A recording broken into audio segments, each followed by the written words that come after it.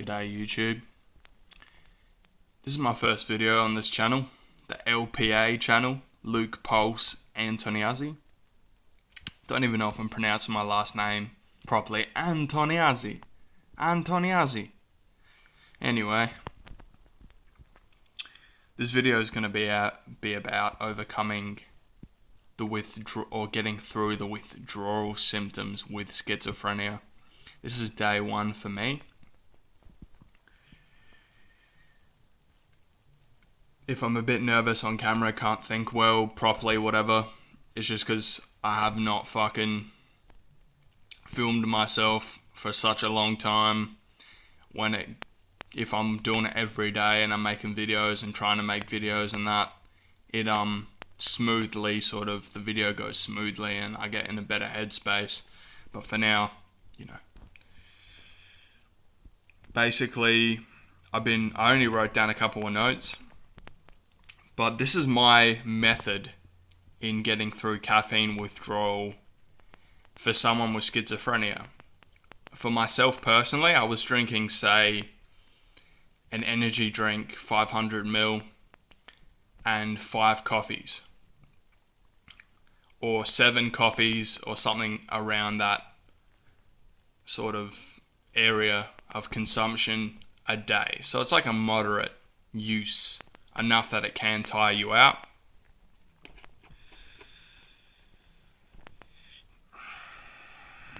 So these are my ways to get through it.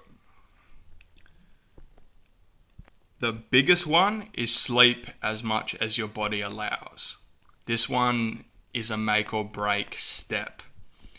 If you're in a situation where you've got a job or something, that's going to be difficult, but it is major. For me, I'm not doing anything right now, so I slept in till like 4 o'clock in the evening because my sleep cycle is so screwed up because of the caffeine. So you could from my perspective with my caffeine habit in my own body and stuff, you could just do that and it would be fine.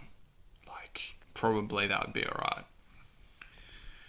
So you find sometimes you might not be in the best mood or be able to project your voice properly or something like that when you are getting off caffeine, because it sort of used to just put you in a normal mood, or like a chemically induced normality or some shit. So yeah, you want to go, if you can, exercise. I would imagine most of you can run, so minimum just go out for a jog. If you don't jog, it's a really good habit for lots of reasons, which I may talk about. Besides obviously it being good for you, there's like practical reasons to be a good runner.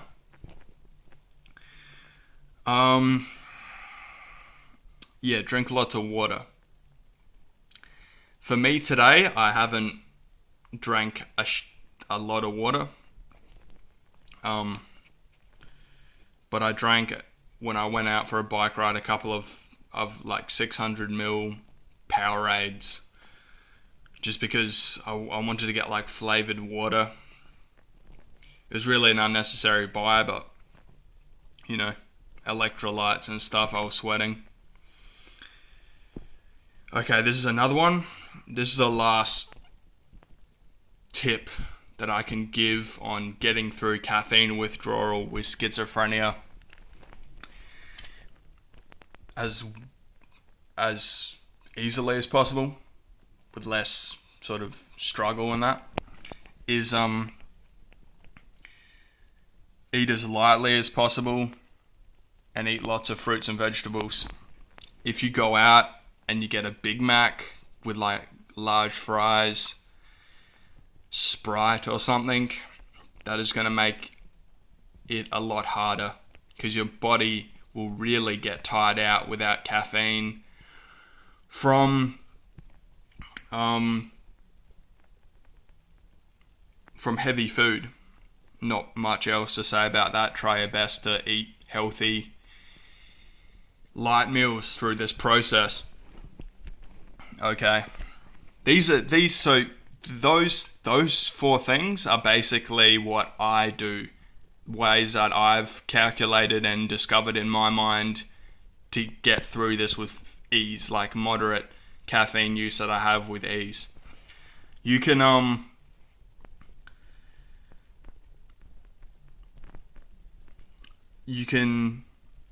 get, like, I don't know what for you is the right amount of sleep, but for me 7 hours is pretty much a minimum. If I get 7 hours on caffeine withdrawal, I've tried that, I just get pissed off, unproductive.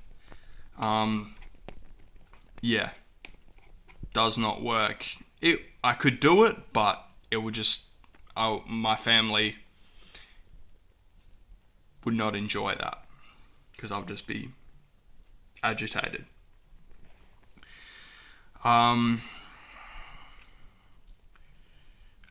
Sort of something you can do, which helps for me, but I don't do because it's sort of like a sexual stimulant drug route as well, is ginseng. For a while I was using Korean ginseng, the Panex ginseng. I'll just take a couple of 500 megagram capsules of that and it would help a lot with just like the tired drowsiness and or whatever, but that's not a necessity. Exercise and really good sleep is the two main things. Okay, so talking about the reasons why you should give up caffeine, just briefly, especially with schizophrenia, is for me, I was using it as sort of like a high that was an entertainment. For me, the issue is I at this point in my life am not entertained that I don't get entertained at a lot. So using caffeine is sort of like it's like this schizophrenic smoking weed. It's sort of just something to entertain me. I'm not going to smoke weed. I'm not going to get drunk because that would have like catastrophic mental effects on me. It would really screw me up. But yeah, caffeine is sort of a harmless drug. But it did make me kind of anxious. Like it's not a practical drug for me. I couldn't go out that much besides like low stress environments and use caffeine. And also it would just make me depressed, like unnaturally depressed. Yeah, I would get on lows. I would get pissed off at people, go on Facebook, go on pissed off rants. Yeah, it did have negative mental effects. And honestly, I can tell you from today, this is day one of the withdrawal. I've been for a bike ride. I feel good, and I feel like getting into meditation now. I feel like getting into exercising regularly now.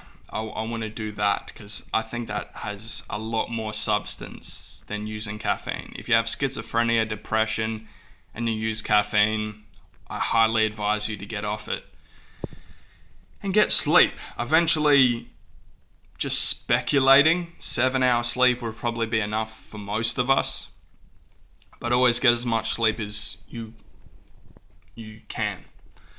That's always a good idea. So yeah, that's basically it. There's probably a lot more things I could talk about in this video that actually went pretty smoothly. Thought I was going to get more like head fog, brain fog and that, but it all smoothly came out and all that. Okay, so yeah, this is my first video on schizophrenia related topics. There's more to come. If you're viewing this and you have any requests or any problems that you're dealing with, that's schizophrenia, schizoaffective disorder, depression related, like especially motivation and life purpose and stuff, or stigma, talking about it openly, those are all topics I plan to talk about. But yeah, anyway, cheers for viewing this video and peace.